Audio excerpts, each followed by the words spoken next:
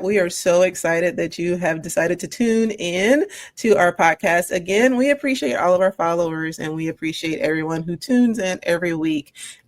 We are gaining so much traction on LinkedIn, on Instagram. We were just put into what is it, Medical Lab Magazine, new and Med Lab Management. Yeah. So check us out. SUPERSTAT is making its way through the lab industry. So we're back again for another very special episode today, and we are highlighting the power of voices transforming diagnostics in laboratory. If you haven't tuned in before, I am Stephanie, aka Stat Stephanie. And I'm Melody. And we are joined with a special guest, Dr. Katrina Burrus. Thank you for joining our show today. So before we get things kicked off, because we've got a really great show planned for you, we are excited to have Katrina on our show, and we want to answer some amazing questions about the power of voices, representation, diversity, and inclusion in our laboratory medicine field. So before we dive into all of that, Dr. Burrus, please tell our listeners a little bit about yourself, your lab journey, what inspired you to pursue this path in life, and what has most of all kept you in it. Well, first of all, thank you, Stephanie and Melody, for having me on the show. Super excited. In a world where people don't keep their word, it's nice to meet those that do. So super excited to be here. So as Stephanie said, my name is Dr. Katrina Burrus, but Katrina to those that rock with me real hard. I'm kind of half hood, half holy a little bit. So bringing a little bit of spice to the podcast today. So I am a military veteran, former Air Force. Go Blue to all of our veterans listening. Thank you for your service. So my journey into the lab started really from a place of curiosity and purpose, right? I've always been super fascinated by the science behind healing, how what we do behind the scenes in the lab directly impacts patient care. And over the years, that curiosity evolved into a calling, if you will. I began my career as a medical lab scientist in the Air Force, and it grew into various leadership roles in operations, compliance, and now quality management, which has driven the creation of my consulting firm, Precise Lab Consulting. So what has kept me in this field, despite the uncertainty of it, is overall the impact that we make. Every specimen tells a story. Every connection has a purpose, and every result represents someone's life, someone's family, someone else's purpose, right? Someone's family that's waiting for answers. That responsibility really fuels me, fuels my passion, makes me want to grow, learn more, expand my territory, and sharpen my skill set. It also is what inspired me to mentor others. I recently, earlier this year, became a mentor for the American Society of Clinical Pathologists, which I'm super proud of. Haven't been assigned a mentee yet, but hopeful to have one assigned or figure out how to jumpstart that process so I can start pouring out all of the things that have been poured into me over the years. And I also am inspired by building pathways for underrepresented professionals in our field who might not always see themselves reflected in this space, which I think is super important. That's so great. Thank you for kind of outlining who you are for us. And I love that you're an Air Force vet. My brother-in-law was Air Force. So a special place. He was in Ogden. So living in the cold. First time I went snowboarding was going to see him. So look at that. Oh, wow. Yeah, I was stationed in Germany, over in Kaiserslautern, Germany for my entire military career. Oh, wow. So I know all about the snow and the cold because it was freezing like burr over there. So my southern bones can't handle it, I'm telling you.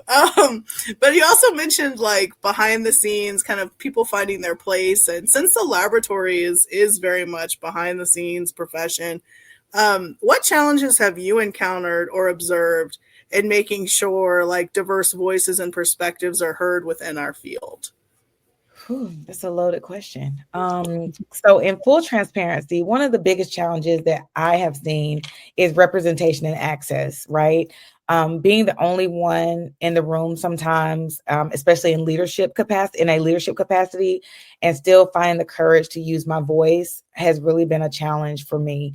Early in my career, I often had to prove my credibility, my ability to perform in certain spaces, once as a scientist, and then again, unfortunately, as a woman of color. I've learned over the years to navigate that by standing firm in my commitment to excellence, staying grounded and rooted in integrity, and then letting my work speak for itself, even when it's not heard. I also have learned and kind of gleaned and clung to the power of community. And what does that look like? It looks like aligning myself with mentors and allies who value authenticity, who I am, what I have to bring to the table, and then also advocating for others that I see that have a passion and a drive or even a leadership capability that just may not know how to tap into it yet. So those are kind of the main things that I find to be challenges even today. It's very hard to advance and also be recognized for the work that you do. It's often coveted or passed off as someone else. Like we get the assignment, right? And then we complete the assignment to the best of our ability, but then we collaborate and have to delegate things to other people who unfortunately sometimes take the credit for our work. So that can be very challenging and something I'm still trying to figure out the balance of overcoming, to be quite frank. Yeah, I think it's super important what you said, the power of networking and community, because that's what helps to fuel us while we're in these spaces, right? To help give us the courage and the confidence by leaning on each other and each other's experiences while we're in these areas. And it's not just about pulling up your chair and your seat at the table. It's about advocating and sponsoring for those who are not there with you, but then creating other seats for individuals who aren't there yet as well. And that's what so many people have done for me in my career. And I credit so many individuals for sponsoring me, speaking my name in rooms that I was not yet in. Absolutely. And I definitely try to do the same. I do see in the lab profession, diversity improving. We have a membership with Society of Black Pathology. Really? Society of Black Pathology, which actually used to be Society of Black Pathologists.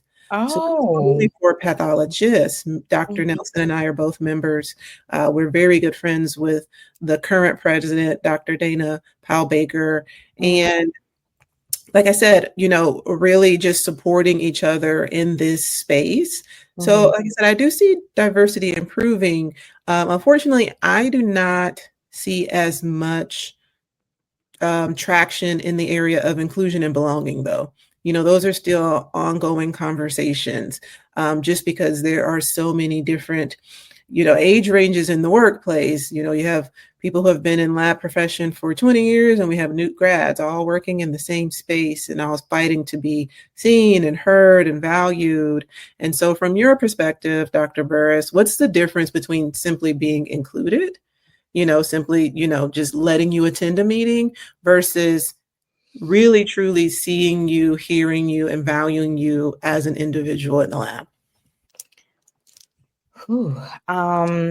Well, I guess this is that little hood part that comes out. I'm very passionate about this particular topic specifically because that is a struggle that I find myself. So from my perspective, inclusion isn't just a box that you check. It's being invited to the table, being seen, being valued, is when your presence actually starts to shift the energy in the room and that your voice helps shape the direction of the actual conversation. Like you're not just sitting there as in third wheel, if you will, but you're actually being engaged and invited to the conversation. So there's a big difference in between being given a seat and being given a say and a voice, right? Because you can sit at a table all day long with leaders and community advocates. And if you just sit there, you never say anything, then are you really being included?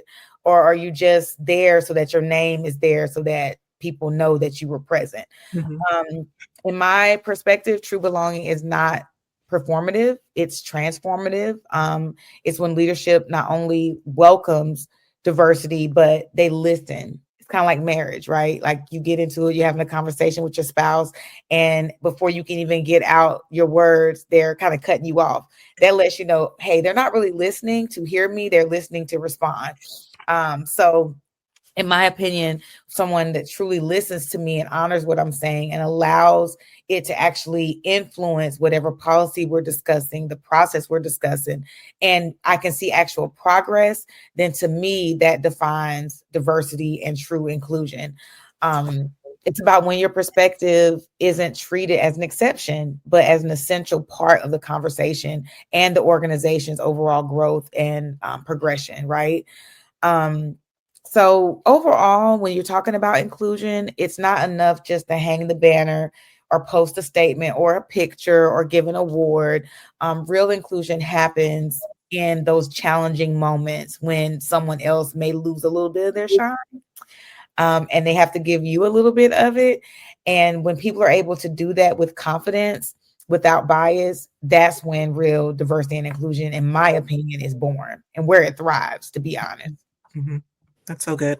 Yeah, I love that you highlight that sometimes it costs a little bit to let somebody else take their moment, right? And that's okay, because people have done that for us. Mm-hmm. You know, I can think of times where, you know, people have said, oh, this, you know, this is Dr. Nelson and this is what she's doing, and like really kind of like entering me in the conversation that I had probably no business being in. You know what I mean? Like, because I just always have a place. You always I know, but you know, you feel that way where you're just like, oh my gosh, right. They just threw that to me, and now I got to say something. Right. Yeah. So, but I appreciate those moments, and I think, you know, I love when I get to do that for somebody else too, and just talk them up and say how great they are, and yeah, like, and I think as leaders, that's kind of part of our calling, right? That's what we're supposed to do. But also, like, this idea of intentionally building environments where people can just feel empowered to contribute and lead, regardless of where they're at and who they are and where they come from and all of those types of things. What advice do you have for leaders as they look to build these types of environments? That's an amazing question, and one that we could probably talk for hours about. I don't think we have the time to really delve deep into it, but I'll scale the surface. I'm super passionate about this question and really this topic because I'm a big person on intention. When Stephanie and I first met, one of the conversations we had was about connecting and then staying connected, because oftentimes, you know, you meet these different individuals at conferences, at meetings, in different spaces. And you say, oh, girl, I'll keep in touch. What's your social media? What's yours? What's your email? What's your number? And then it's Casper, the friendly, not so friendly ghost. Like they just disappear. It's like they don't exist anymore. So something I told her, she was like, hey, if I text you, you're not going to act like you don't know me, are you? I was like, no, I'm not going to do that, because I'm intentional about my relationships. And I think that in the time that I've known Stephanie until now, something that she could say about me is that I am intentional about staying connected, reaching out, even if it's in a dark moment. I'm still reaching out. Hey, this is something I'm dealing with, and just kind of gleaning her expertise, her guidance, her advice. So leaders can definitely start changing the narrative by being more intentional. That means being equitable in their hiring practices and in their investigative practices that they have when things may go awry. They can do that by clearing paths for advancement for those that they see potential in. Oftentimes, because of competition, fear of missing out, fear of losing their job, they don't want to highlight those that have these capabilities and gifts and callings because they're afraid of what it may mean for them. And I think by creating more mentorship-based programs that nurture potential instead of gatekeeping it, will like blow the roof off a lot of the barriers that these organizations are having. And support also as a leader looks like listening to your staff, listening to your colleagues, your peers, fellow leaders, whether they're an executive or whether they're entry level, just having that ear to hear and making space for lived experiences and allowing that insight to drive policy, culture, and innovation within the lab. That would be, to me, the cornerstone to breaking barriers as far as making sure that women in medicine and just minorities or anyone that is even seeking to come into this field feel welcome and like they have space.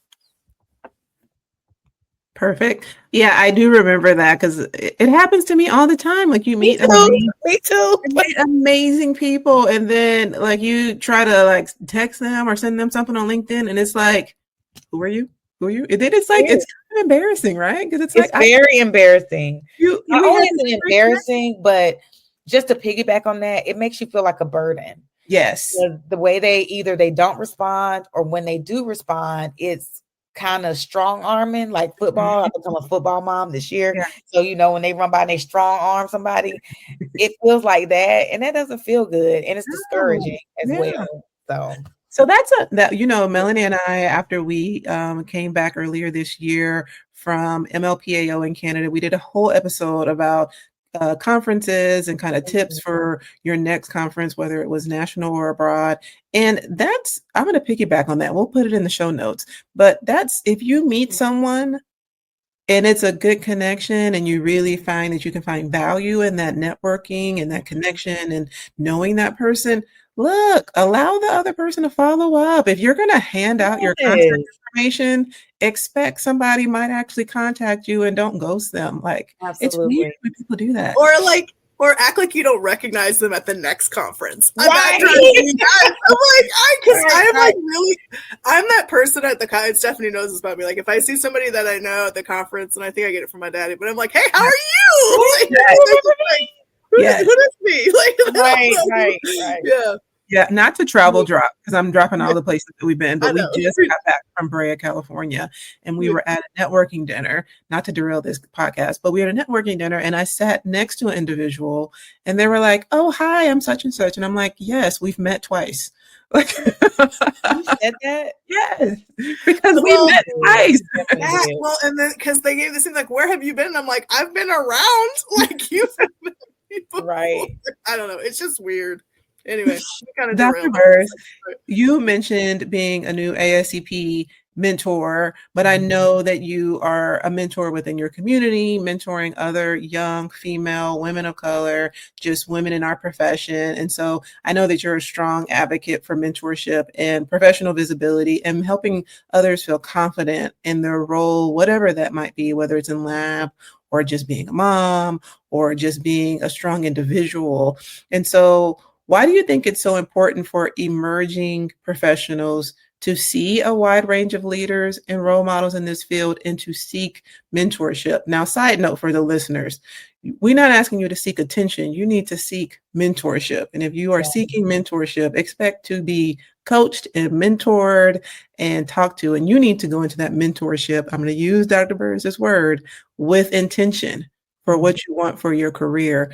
That's just my personal disclaimer, because I've mentored individuals that didn't know what they wanted out of the mentorship relationship, and it was a little frustrating. But why do you think it's important for young individuals to kind of have those connections and seek that out early in their career? Because for one, visibility fuels possibility. When young professionals or just young people, youth in the community see someone who looks like them in these spaces, in a leadership capacity, a successful mother, a successful father, another successful youth, their peer, it breaks the mental barrier of, can I do that? And it replaces it with the thought of, I can do that too. Representation normalizes success, in my opinion. It also shifts the narrative from surviving in the field to thriving in it. And in light of this visibility, having been a child that was born into an adverse childhood ecosystem, right, where my mother was drug addicted, my father left at an early age, and I didn't see children that looked like me. I was raised in the projects. We didn't have a lot. We were on government assistance. We sometimes didn't have clean clothes, different things of that nature. So I never knew what was available to me, right? So my mother drops me and my brother off at social service. She drives off, and boom, got to call my dad, whoever calls my dad and stepmother at the time. Hey, you need to come. Do these children belong to you? And going to live with them, coming from where I was and being introduced to different children that had stable homes, that were educated, that were clean, it was like a culture shock for me. And it really made me feel like, oh, I can be normal too. Like there are people that don't have parents like mine, like our mom like mine. And it really encouraged me and motivated me to do better. Especially going to school, seeing other students study and thrive and make good grades. It pulled me along to not forget where I came from, but to use where I came from as a catalyst to be better, and then to be the example that they were to me, to the next person coming after me that may feel like, hey, I came from a similar environment. Can I be successful? Can I shift from, my thinking from poverty to progress and promotion? So that is really very important to me. It's also the reason that I formed my nonprofit, which is designed for youth that come from those adverse childhood ecosystems, to provide them exposure and visibility to different things. Like when I was growing up, there was no such thing as camp. Camp was outside on my bicycle with my neighborhood friends. Like I didn't know anything about camp, but I think that children in today's society, especially those that come from single parent, foster parent, co-parent households, need to know that there are other options. There are other things you can do that maybe you might not be exposed to. So visibility to me is key. Just having that exposure, being in those rooms and having someone that they can relate to, I think is like the catalyst for success for our youth and also professionals that want to enter the lab field. What's the name of your nonprofit? It's called Dream Upward Foundation, where we dream up and not down. I love that. And I think it highlights just the importance of us telling your story. Thank you for sharing your story with us. And I always tell people, like, you can't, you can't find yourself like in the world if you don't hear other people sharing their stories that are similar to you, and being like, oh, like, you're adopted too, or you're, you know what I mean? Like those types of things. Like it really does create this sense of community, but it also creates a sense of drive of like, we can do this. You know what I mean? Absolutely. Yeah, especially as a kid, seeing that. So yeah, we are so honored that you're here to talk to us. And for the listeners, this is like part one of the conversation because we have much more to talk about. So thank you for tuning in to SUPERSTAT today, and tune in next week for part 2 with our interview. Stay SUPERSTAT.